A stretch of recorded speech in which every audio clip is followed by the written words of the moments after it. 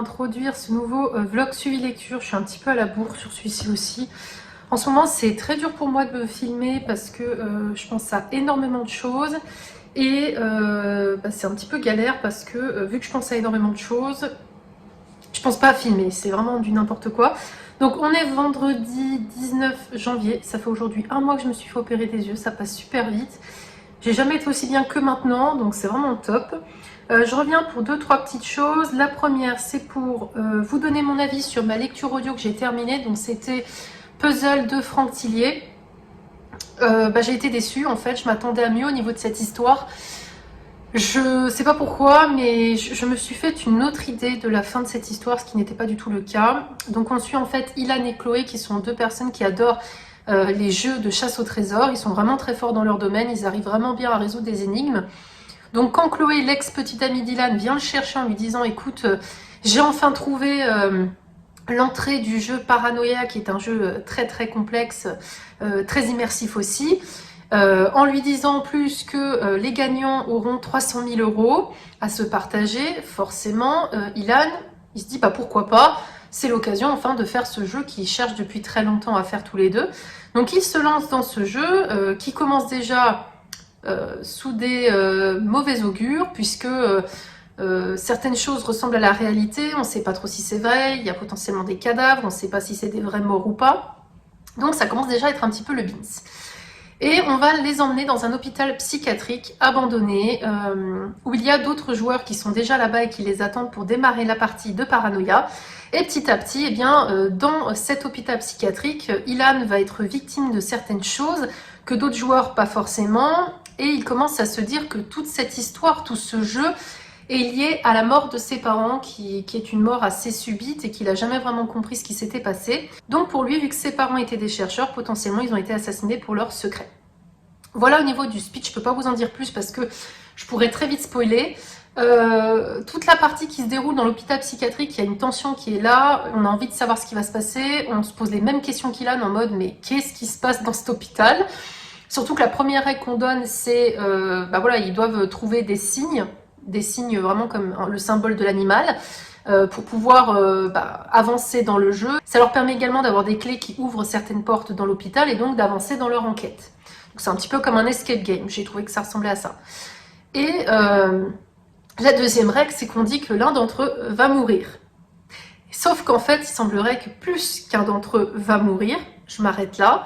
Et l'histoire est vraiment intéressante. Par contre, je suis passée complètement à côté parce que les révélations sur les énigmes du jeu et sur la révélation finale de qu'est-ce qui se passe, qu'est-ce qui arrive à Ilan, c'était trop flou pour moi. J'ai pas réussi à suivre le raisonnement de l'auteur.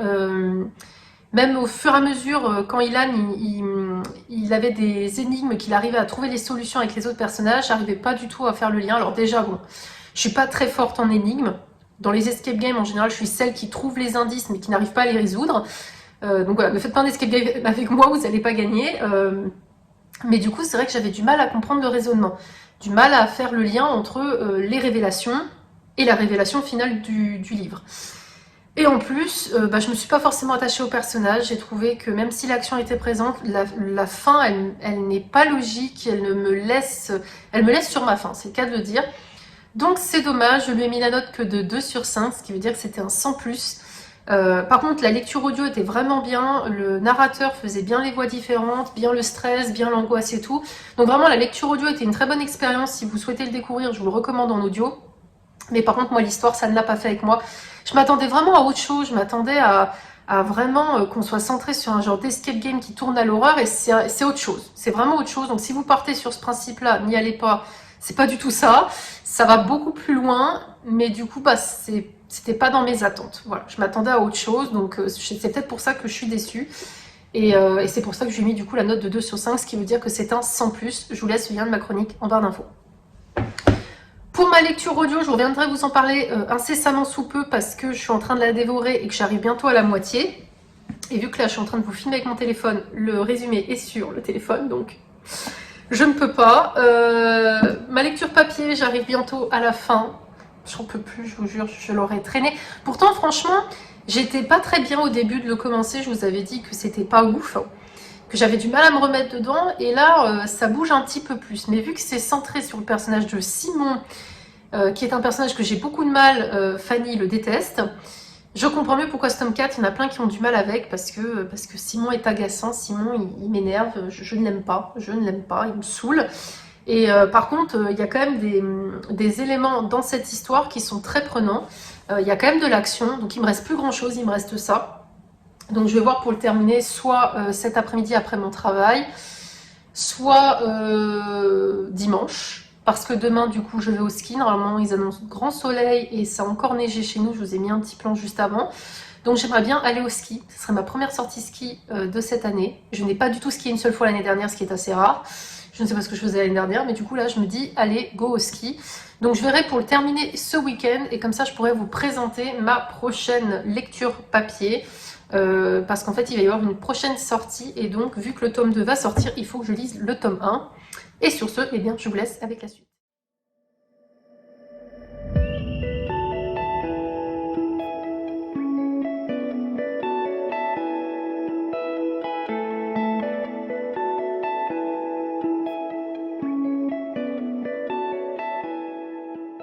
Hello, je vous retrouve du coup, on est le lundi 22 janvier, il est 18h32 et je reviens parce que j'ai enfin terminé de lire The Mortal Instruments, le tome 4, La Cité des Anges Déchus.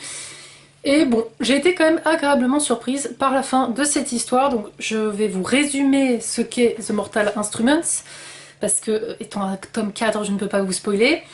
The Mortal Instruments, on y retrouve des créatures obscures comme des vampires, des loups-garous, des démons, des magiciens, des sorcières, des choses comme ça. Et on va suivre Clary, qui est une humaine, et qui du jour au lendemain va aller à une soirée avec son meilleur ami Simon, et elle va voir quelqu'un se faire assassiner, sauf qu'elle est la seule personne à voir le tueur, qui se nomme Jace. Et à partir de là, son avenir va complètement être chamboulé. Il semblerait que sa mère lui cache un secret. Et elle va, par le biais de Jace, qui est un chasseur d'ombre, eh bien en apprendre un petit peu plus sur son histoire, sur son passé, car il semblerait qu'on lui a effacé certains souvenirs. Je m'arrête là au niveau du résumé, grosso merdo comme je pourrais le dire. Je vous laisserai le lien de ma chronique du premier tome en barre d'infos si l'histoire vous tente. Et c'est vrai que moi j'aime bien parce que on s'attache au personnage et il se passe toujours quelque chose. Et surtout moi l'autrice elle arrive toujours à me surprendre, ce qui est quand même pas assez facile de premier abord parce qu'en général je pressens souvent les choses.